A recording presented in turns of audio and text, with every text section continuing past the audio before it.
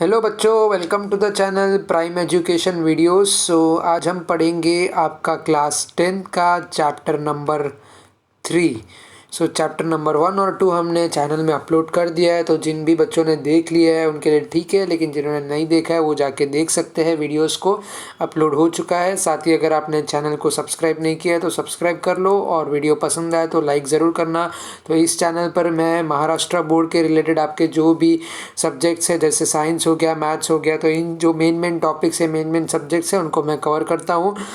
तो जिन भी बच्चों ने अभी तक सब्सक्राइब नहीं किया उनसे रिक्वेस्ट है कि आप सब्सक्राइब कर लें और साथ ही चैनल में बने रहे। आपको मज़ा आएगा सब्जेक्ट पढ़ने के लिए, ठीक है। हम लोग टॉपिक वाइज जो है यहाँ पे पढ़ेंगे। यहाँ पे स्टार्ट करते हैं पहले केमिकल रिएक्शन एंड इक्वेशन। तो इसमें हम लोग क्या क्या पढ़ेंगे बेसिकली। हम लोग पढ़ने वाले हैं केमिकल रिएक्शन। तो जैसे हमने मॉडर्न पीरियोडिक टेबल में देखा था लास्ट के सेक्शन में, पार्ट नंबर 3 के वीडियो में, कि किस तरीके से जो लास्ट इक्वेशन मैंने एक बताया था, तो केमिकल रिएक्शन कैसे होता है, तो उसी के बारे में डिटेल में जानेंगे इस वीडियो में। दूसरा है हमारा rules of writing chemical reaction.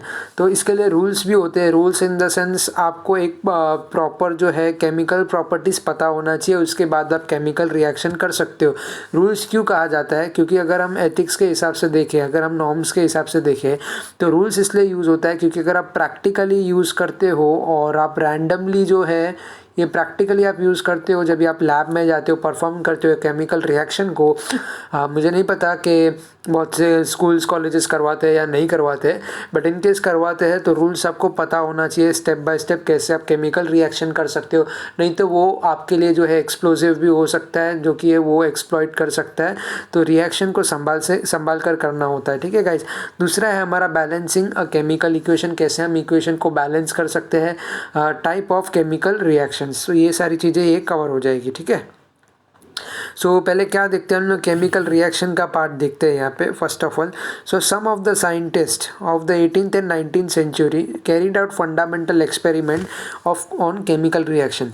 तो जो 18th और 19th सेंचुरी में जितने एलिमेंट्स जो है डिस्कवर्ड हो चुके थे ऑलरेडी, जैसे आपने देखा है न्यूलैंड लॉ ऑफ ऑक्टेव पता है आपको, डोबेराइनर ट्रायड पता है। तो 18-19 के टाइम में जो था मॉडर्न पीरियोडिक टेबल तो था नहीं, तो उस टाइम पर जो केमिकल रिएक्शन किया गया था 18th सेंचुरी में, 19th सेंचुरी में फंडामेंटल एक्सपेरिमेंट किया गया था, केमिकल रिएक्शन किया गया था। क्या प्रूव किया था उस एक्सपेरिमेंट के द्वारा? कि केमिकल रिएक्शन का जो कंपोजिशन होता है, कंपोजिशन ऑफ मैटर, वो चेंज होता है और वो परमानेंट रहता है। यानी कि रिएक्शन होने के बाद जो कंपोजिशन ऑफ मैटर है वो चेंज तो होता है और परमानेंट हो जाता है, ठीक है। On the other hand, on the contrary, उन्होंने ये भी बताया कि फिजिकल चेंज होता है लेकिन state of matter changes, and this change is often temporary in nature. Physical change होता है स्टेट ऑफ मैटर में, बट ये जो है टेम्पररी होता है नेचर में, ठीक है। अगला हमारे पास ये एक छोटा सा आपको टेबल देखने को मिल जाता है, कॉमन फिनोमिनन, जहाँ पे आपको बताया केमिकल चेंजेस और फिजिकल चेंजेस बताया है। Transformation of ice into water, यहाँ पे फिजिकल भी होता है, केमिकली भी होता है। तो पहले समझ लो फिजिकल चेंज होता क्या है और केमिकल चेंज होता क्या है।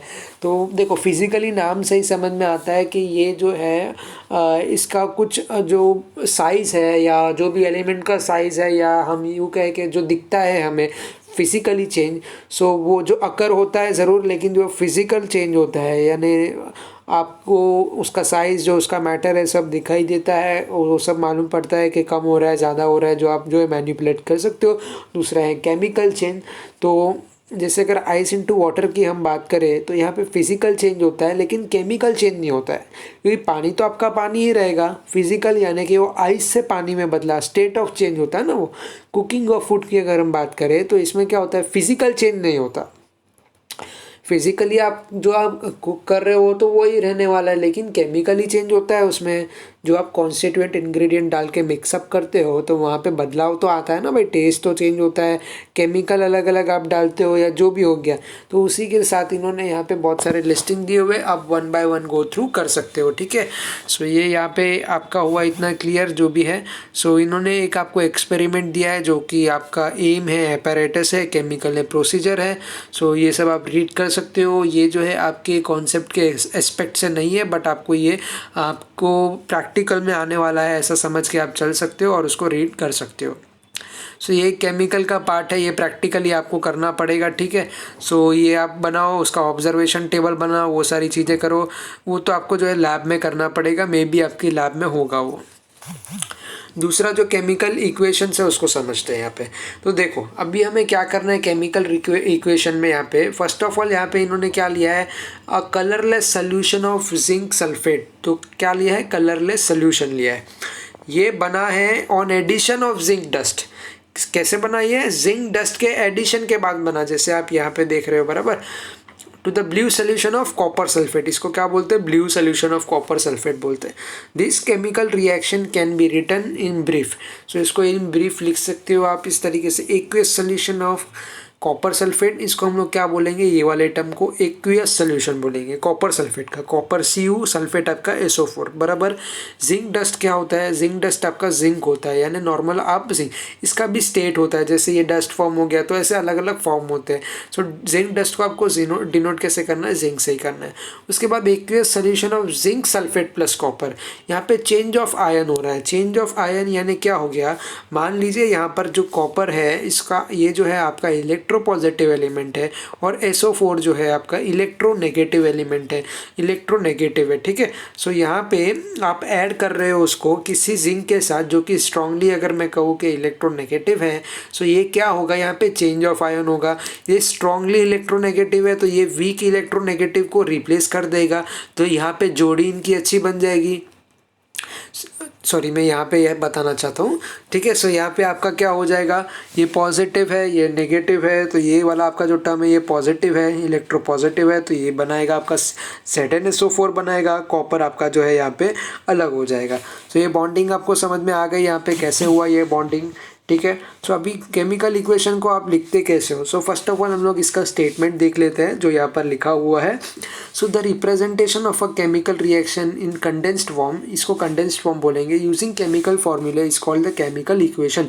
यानी कि आपको रिप्रेजेंट करना है केमिकल रिएक्शन को कंडेंस्ड फॉर्म में यूजिंग उसका अप्रोप्रिएट केमिकल फॉर्मूला, ठीक है। सो उसको हम क्या बोलेंगे, केमिकल इक्वेशन बोलेंगे। सो अबव इक्वेशन कॉपर सल्फेट यानी कि जो आपका CuSO4 है, और जिंक यानी कि copper sulphate and zinc are the reactant, they react with each other to form copper particle.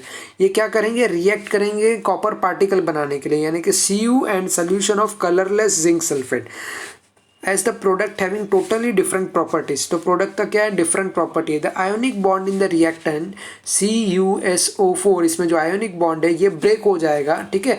और ये किसके साथ आयोनिक बॉन्ड बनाएगा, वो आपका बनाएगा जिंक सल्फेट यानी ZnSO4 के, यानी यही डिस्क्रिप्शन आपको इसी का जो है पूरा डिस्क्रिप्शन दिया है।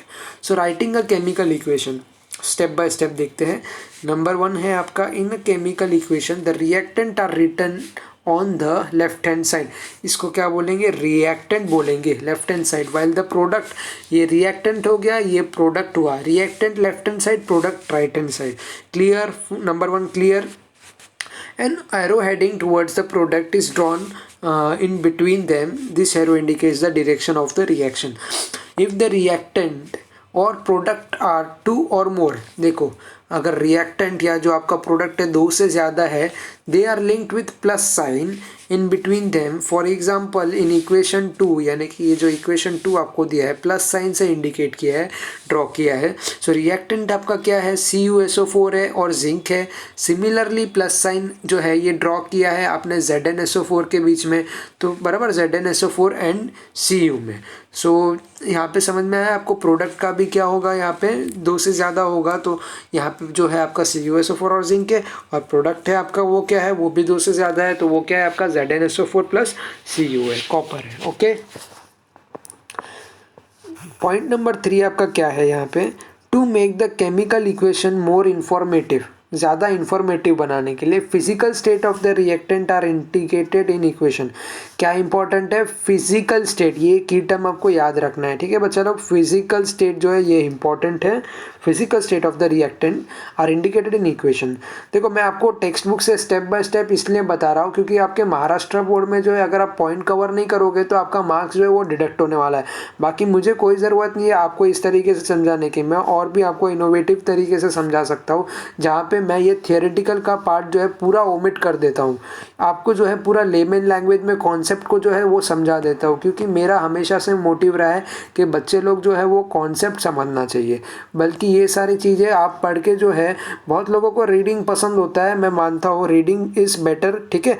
सो वो अच्छी बात भी है, आपका हैबिट बने रहना चाहिए, तभी आपको जो है वो चीज़ से, लेकिन ये आपका टाइम कंज्यूमिंग भी साथ में हो जाता है। लेकिन आपको ये पढ़ना पड़ेगा, क्योंकि ये डेफिनेशन का आपको जो है यहाँ पे महाराष्ट्र बोर्ड मार्क्स देती है, और स्टेप बाय स्टेप आप लिख सकते हो, वरना आपको यहाँ पे कॉन्सेप्ट ही समझना है, क्योंकि आपको फ्यूचर में जो है कॉन्सेप्ट ही काम आएगा। ठीक है, इतना तो क्लियर हुआ आपको। यहाँ पे फोकस करते हैं फर्स्ट ऑफ ऑल हमारा। देखो यहाँ पे इन्होंने क्या बताया, their gaseous liquid and solid state are indicated by G L N S respectively in bracket. Moreover if the product is gaseous instead of G it can be indicated by an arrow. दो तरीका है, या तो आप जी से indicate कर दो, या तो एरो को अपवर्ड साइड में कर दो। तो ये दो तरीके से क्या हो सकता है, आपका गैसियस फॉर्म या गैसियस स्टेट को यहाँ पे इंडिकेट किया जा सकता है। If the product formed is insoluble solid, अगर प्रोडक्ट इनसॉल्यूबल सॉलिड बनता है in the form of precipitate, precipitate यानी हम ऐश की बात कर रहे हैं, जिसको हम लोग क्या बोलेंगे, इनसॉल्यूबल सॉलिड बोलेंगे। Then instead of as it can be indicated by an arrow downward. Precipitate जब बनेगा तो एरो डाउनवर्ड हम लोग लिखेंगे, ठीक है। So when a reactant and product are in form of solution, अगर आपका रिएक्टेंट जो है और जो आपका प्रोडक्ट बनता है दोनों फॉर्म ऑफ सोल्यूशन है in water, they are said to be present in aqueous solution state. Aqueous solution state यानी क्या, आपको ये लिक्विड फॉर्म में मिल गया, गैसियस फॉर्म में मिला तो आप क्या बोलोगे, जी बोलोगे, या तो अपर एरो दिखा दोगे। अगर आपको प्रेसिपिटेट यानी ऐश के फॉर्म में मिला तो आप क्या बोलोगे, प्रेसिपिटेट को आप डाउनवर्ड एरो से इंडिकेट करोगे यहाँ पे, ठीक है। So this state is indicated by putting the letters aqueous in bracket, ठीक है। सो यहाँ पे देखो, तो ये केमिकल रूल होता है आपको समझने के लिए। अगर आप इस चीज़ को समझ जाते हो तो आपके लिए बहुत अच्छा होता है यहाँ पे, क्योंकि ये चीज़ अगर आप समझोगे तभी आप इसको रियल लाइफ में जो है इम्प्लीमेंट कर पाओगे। अगर आपका फ्यूचर में डायरेक्शन है केमिकल में, आपका जो है केमिकल इंडस्ट्री में करियर बनाना है, तो आपको जो है एक्वियस फॉर्म और ये सारी छोटी छोटी बातें जो हो गई, आपका सॉलिड है नेचर, लिक्विड है, गैसियस में है, प्रेसिपिटेट है तो आप डाउन एरो कर दोगे, तो ये सब आपको ध्यान रखना पड़ता है। जैसे कि ये एक्वियस है, लिक्विड सोल्यूशन है, ये सॉलिड सोल्यूशन है, जब रिएक्शन हो जाएगा तो ये क्या मिलेगा, एक्वियस सोल्यूशन में मिल जाएगा, और कॉपर आपको सॉलिड सोल्यूशन में मिल जाएगा। समझ में आया। So when heat is given from outside to bring about a reaction, it is indicated by the sign delta। Sine delta हम लोग क्यों यूज़ करते हैं कि समझ लो यहाँ पे हीट दिया है तभी। अभी मान लो आपने एक ऐसा मॉलिक्यूल लिया है या एक ऐसा प्रोडक्ट लिया हुआ है जिसको आपको ब्रेक करना पड़ रहा है। अभी इस केस में आप इसको क्या बोलोगे, आप इसको रिएक्टेंट बोलोगे या फिर आप इसको प्रोडक्ट बोलोगे, सोच के बताओ ज़रा सा। देखो बच्चा लोग, अभी ये जो CaCO3 है आपका, ये जो है कैल्शियम कार्बोनेट जिसको बोलते हैं हम लोग, ये हमने क्या पढ़ा कि लेफ़्ट साइड में आपका क्या होता है, रिएक्टेंट होता है, बराबर, और आपका राइट साइड में क्या होता है, आपका प्रोडक्ट होता है, बराबर। यहाँ पे ये रिएक्टेंट है क्या प्रोडक्ट है, पहले वो बताओ। अभी बहुत से बच्चों का आंसर बाय लॉ के हिसाब से रिएक्टेंट भी हो सकता है, और कुछ लोगों का जो है प्रोडक्ट भी हो सकता है।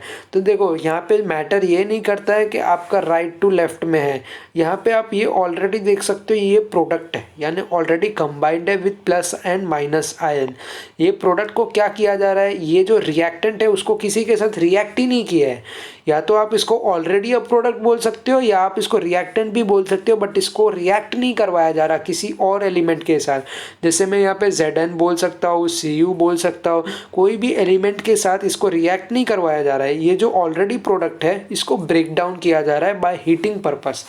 ये हीटिंग एक ऐसा प्रोसेस है जहाँ पे जो ये ऑलरेडी आपका जो रिएक्टेंट है ये जो है बाय प्रोडक्ट बनाएगा। ये क्या बनाएगा, आपका बाय प्रोडक्ट बनाएगा। जैसे ये ब्रेक डाउन होता है तो एक फॉर्म इसका बनता है आपका प्लस और माइनस के साथ जो आयंस होते हैं, कैल्शियम ऑक्साइड है, दूसरा जो है आपका कार्बोनेट है। ये दोनों इस तरीके से जो है हीटिंग प्रोसेस के बाद अलग किए जाते हैं। तो इसका मतलब ये हुआ जो आपका कैल्शियम ऑक्साइड है ये ब्रेक होने के बाद जो है एक आपका प्रोडक्ट बन गया, दूसरा आपका प्रोडक्ट बन गया कार्बोनेट। कार्बोनेट आपका प्रेसिपिटेट के फॉर्म में ऐश बन के ये जो है उड़ गया, समझ जाओ। अभी इसका कोई एग्जिस्टेंस नहीं रहा, आपके पास एग्जिस्टेंस मिला ये सॉलिड का एग्जिस्टेंस ये मिला।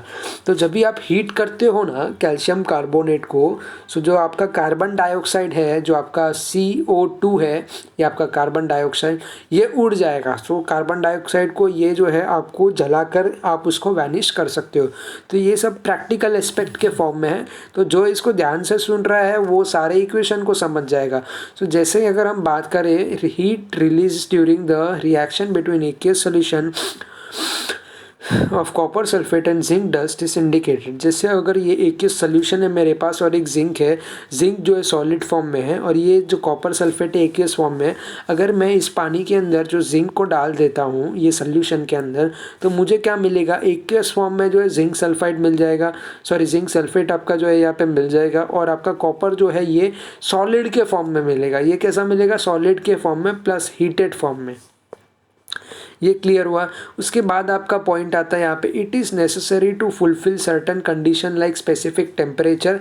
तो ये सारे आपके एलिमेंट है जो इंपॉर्टेंट प्रोस्पेक्ट है यहाँ पे। टेम्परेचर हो गया, आपका प्रेशर हो गया, आपका कैटलिस्ट हो गया। कैटलिस्ट जो होता है ये रिएक्शन को हेल्प करता है जल्दी एग्जीक्यूट करने में, जल्दी कंप्लीट करने में। So to bring about some reaction this conditions are indicated below और about the arrow indicating direction of reaction.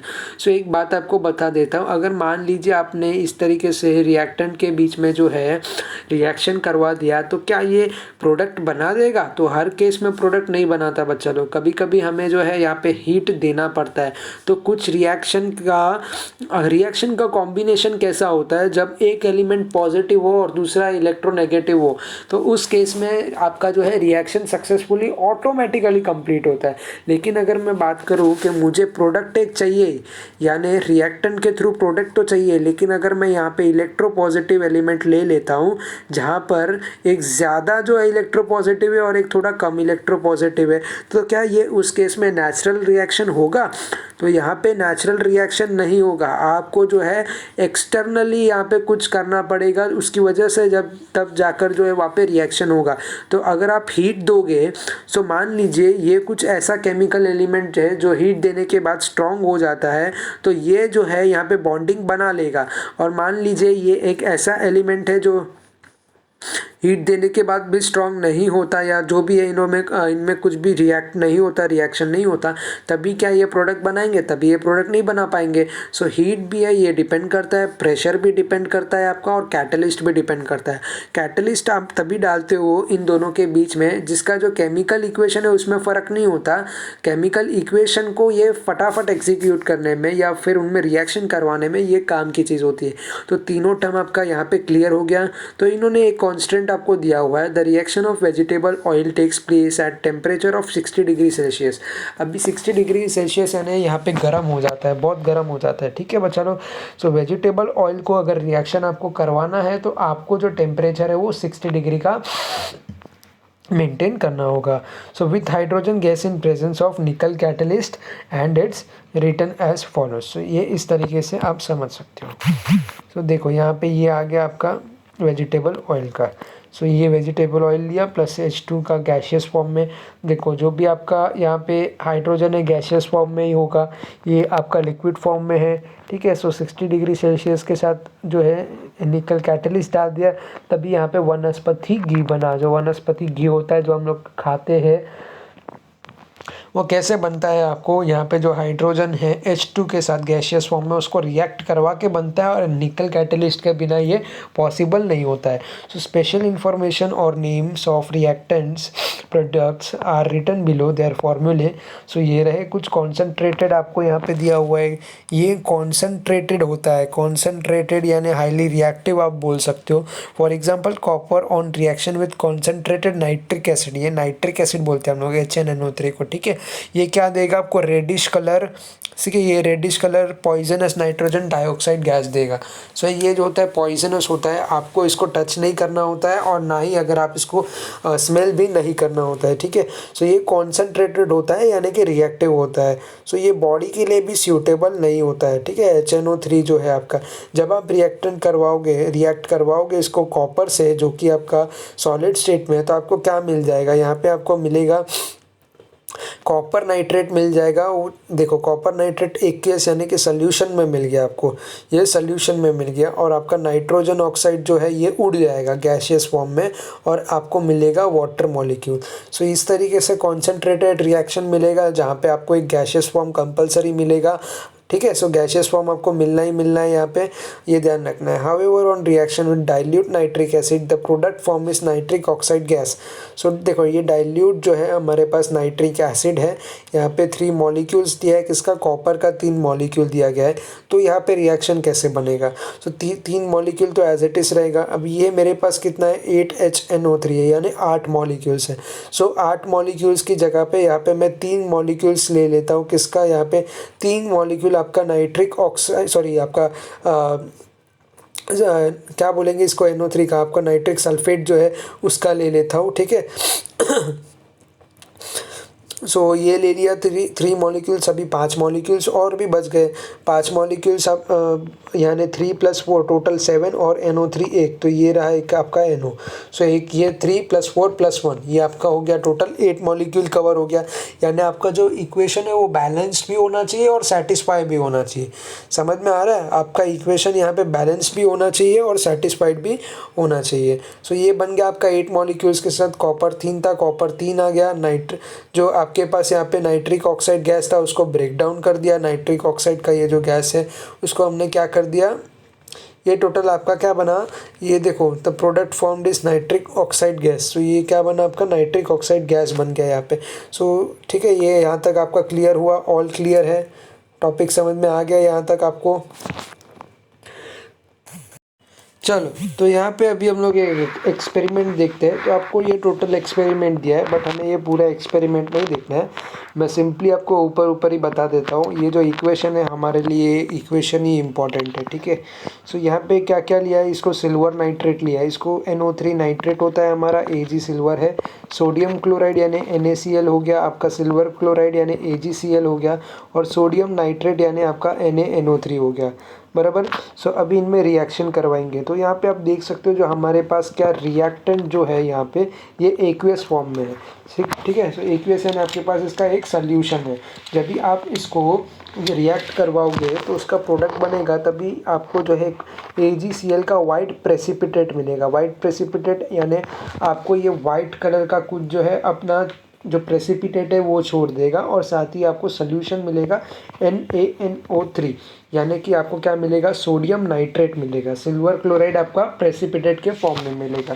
सो हमें एक्सपेरिमेंट कभी आपका सक्सेसफुल होगा, आपको सिंपली वहाँ पे मे बी मेंशन्ड होगा जहाँ पे आपका जो है सिल्वर क्लोराइड आ जाएगा in the form of precipitate, तभी आपका जो है यहाँ पे ये सक्सेसफुल हो जाएगा एक्सपेरिमेंट। तो समझ में आया। तो देखो अगर आपको, मुझे ये नहीं पता कि कितने बच्चों का ये अगर एक्सपेरिमेंट हुआ भी है या नहीं हुआ है, लेकिन ये एक्सपेरिमेंट जिन्होंने भी किया होगा उनको फ्यूचर में बहुत ही बेनिफिशियल होगा, क्योंकि बहुत सारे स्कूल या इनका जो इंफ्रास्ट्रक्चर होता है इनमें लैब कभी कभार नहीं भी होता है। बट अगर आपको ये करने मिलता है एक्सपेरिमेंट तो होपफुली आप बहुत लकी हो अगर आप 10th क्लास में इस एक्सपेरिमेंट को कर रहे हो तो, ठीक है। सो आपको क्या क्या लेना है यहाँ पे, फर्स्ट ऑफ ऑल आप तो एक वेइंग मशीन लोगे जहाँ पे आपको जो है जो भी आपको टोटल आपको एक्वियस सोल्यूशन का है उसका एक गिवन टोटल अमाउंट वो कैलकुलेट करना है। और साथ ही आपको देखो यहाँ पे एक फ्लास्क लेना है, फ्लास्क के आ जाएगा, उसके अंदर टेस्ट ट्यूब आपको डाल के रखना है, जहाँ पे टेस्ट ट्यूब के अंदर आप सिल्वर नाइट्रेट सोल्यूशन डालोगे और आपके पास जो एक्वियस फॉर्म में है वो सॉलिड जो सोडियम क्लोराइड सोल्यूशन है, ठीक है।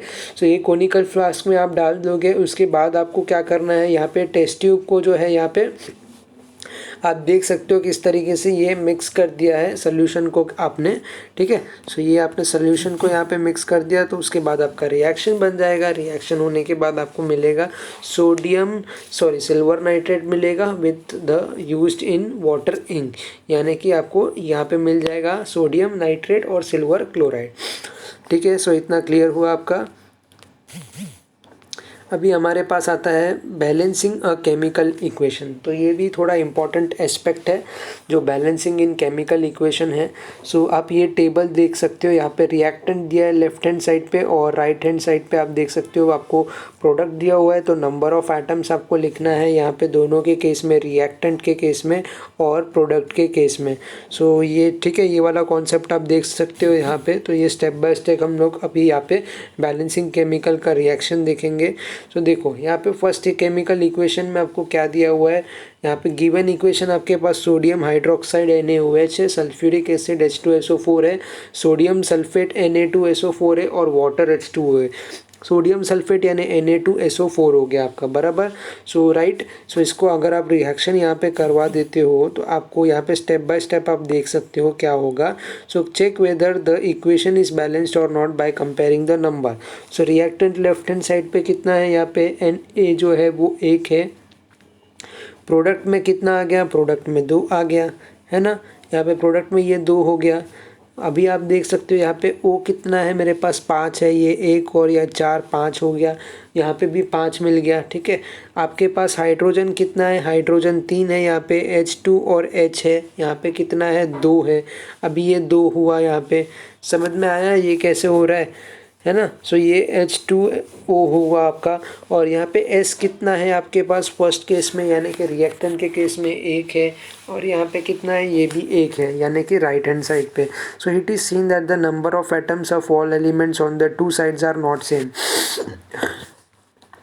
यानी कि ज़रूरत, मतलब ऐसा ज़रूरी नहीं है कि आपका H अगर यहाँ पे 2 है तो रिएक्ट होने के बाद जो प्रोडक्ट है वो 3 हो जाएगा या सेम ही रहेगा।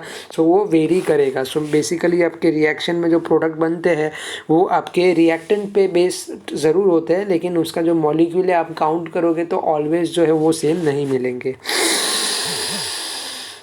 ओके, सो यहाँ पे अभी स्टेप 3 देखेंगे। It is convenient to start balancing equation from the compound which contains the maximum number of atom. Moreover, it is convenient to first consider that element is in this compound which has unequal number of atom. तो initially 1 है, final में 2 है। यहाँ पे कितना है, to balance 2 ले लिया तो फाइनल में कितना आ गया, 2 आ गया। जैसे कि आप यहाँ पे देख पा रहे हो, ये हो गया आपका इक्वेशन है Na2SO4 NH2SO4। सो यहाँ पे अगर maximum number, that is 7 atoms each, any one of them can be selected. Select the compound Na2SO4. Further select sodium for balancing, as the number of atom of sodium in this compound is unequal on the two sides. It should be remembered that the formula of a compound cannot be changed while balancing the number of atoms. It means that here to make the number of sodium atom in the reactant as 2, we have to multiply with, ठीक है। So the formula NaOH cannot be changed to Na2OH. Instead of factor of 2 we will have to apply it to NaOH. Right down the resulting equation. अब इसका जो है resulting equation हम लोग देखते हैं कैसा बनेगा, ठीक है। सो आपका रिजल्टिंग इक्वेशन ये हुआ 2NaOH प्लस H2SO4। ये आपको क्या दे देगा, Na2SO4। तो 2 मॉलिक्यूल ऑफ Na यहाँ पे आ गया आपका, ठीक है, और SO4 आ गया। तो H2O को आप यहाँ पे H किसके साथ बाइंड हो जाएगा, H2O के साथ हो जाएगा, बराबर। और ये NaO आपका क्या बनेगा, Na2SO4 बनेगा, Na2SO4। एक आपका यहाँ पे क्या H3O बनेगा, H3O नहीं बनेगा। एक हाइड्रोजन आपका यहाँ पे मतलब केमिकल के इक्वेशन से आउट हो जाएगा। सो यहाँ पे जैसे आप अप्लाई करते हो फैक्टर 2 प्रोडक्ट H2O को बैलेंस करवाने के लिए, तो क्या बनेगा, जैसे 2NaOH प्लस H2SO4 है तो यहाँ पे क्या बन जाएगा, Na2SO4 प्लस 2H2O। तो यहाँ पे मल्टीप्लाई करना पड़ेगा बैलेंस करवाने के लिए। तो ये टेक्निक होता है बैलेंस करवाने के लिए, ठीक है। सो अभी स्टेप नंबर 4 आता है हमारा, write down the final balanced equation. So जैसे हम लोग फाइनल बैलेंस्ड इक्वेशन लिखेंगे, 2NaOH plus H2SO4 is equals to your Na2SO4 plus 2H2O। ये है आपका आपका बैलेंस्ड इक्वेशन ये आपको यहाँ पे मिलेगा from N unbalanced equation by applying proper factor यानी मल्टीप्लाई करना पड़ेगा आपको 2 से, तभी आपको जो है यहाँ पे प्रॉपर फैक्टर मिल पाएगा। जैसे इनिशियली आप देख सकते हो और फाइनली 2 है, तो इनिशियली ये है तो फाइनल भी आपका 4 ही आना चाहिए, लेकिन आएगा कैसे? By multiplying it to 2। समझ में आया? अगर बैलेंस नहीं है तो वो वहाँ पे रिएक्शन आपका कंप्लीट नहीं होगा, रिएक्शन कभी भी आपका कंप्लीट नहीं होगा। अभी जैसे आपको इसके लिए बैलेंस्ड इक्वेशन बनाना है, यहाँ पे इन्होंने दिया हुआ है N2 + H2। सो देखो यहाँ पे क्या है, N2 + H2 क्या ये दिया हुआ है? देखो H कितना है, H आपको 2 दिया है, यहाँ पे H 3 हो गया, यहाँ पे N2 है, यहाँ पे H 1 हो गया। तो आपको क्या करना होगा यहाँ पे? तो आपको यहाँ पे बेसिकली N2 है और H2 है ना, सो आपको बेसिकली क्या करना होगा, अगर आप इसको मल्टीप्लाई कर देते हो 2 से, सो आप इसको कितना लिख सकते हो, 3N2 + 3H2 और ये 2, यानी टोटल आपका कितना हो गया? टोटल आपका यहाँ पे कितना हो गया? देखो यहाँ पे 6 तो H मिल गया, 6H मिल गया ना आपको। अगर आप ये 3 से मल्टीप्लाई कर दोगे तो N कितना हो गया? N2 है। सो यहाँ पे बेसिकली आप N को मल्टीप्लाई नहीं कर सकते, N को मल्टीप्लाई करेंगे तो आपको एक और ऐड करना पड़ेगा। तो यहाँ पे आप एक ऐड कर सकते हो यहाँ पे।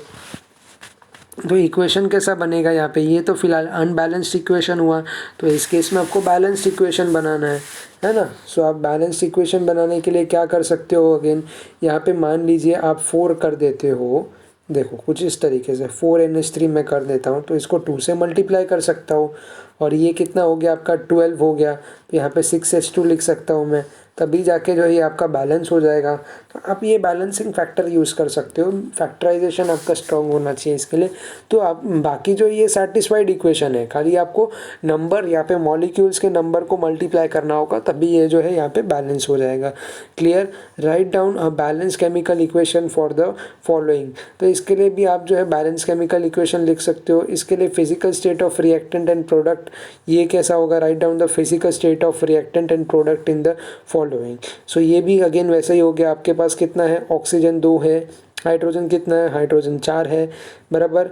सो हाइड्रोजन 4 है, एस कितना है? यहाँ पे 3 है, लेकिन यहाँ पे एस कितना है आपके पास? यहाँ पे भी एस 3 है। तो ये जो है बैलेंस्ड है यहाँ पे। तो फिजिकल स्टेट आप इसका लिख सकते हो। सो केमिकल यहाँ तक हम लोग कंप्लीट कर देते हैं। यहाँ से जो है हम लोग नेक्स्ट पार्ट में स्टार्ट करेंगे, ठीक है बच्चा लोग, क्योंकि अभी वीडियो का लेंथ बड़ा हो गया है। सो आज के इस वीडियो के लिए बस इतना ही। अगर आपको वीडियो पसंद आता है तो वीडियो को प्लीज़ ज़रूर से लाइक करो, शेयर करो, सब्सक्राइब करो। हर वीडियो में ना भूलना पड़े, अगर आपको कंटेंट समझ में आ रहा है तो लाइक, शेयर और सब्सक्राइब अपने आप ही कर दीजिए। बेल आइकन को प्रेस करो ताकि आप जो है लेटेस्ट नोटिफिकेशन को मिस ना कर सको, ठीक है बच्चा लोग। So thank you and bye bye. मिलता हूँ आपको नेक्स्ट वीडियो में। So take care, thank you, bye bye.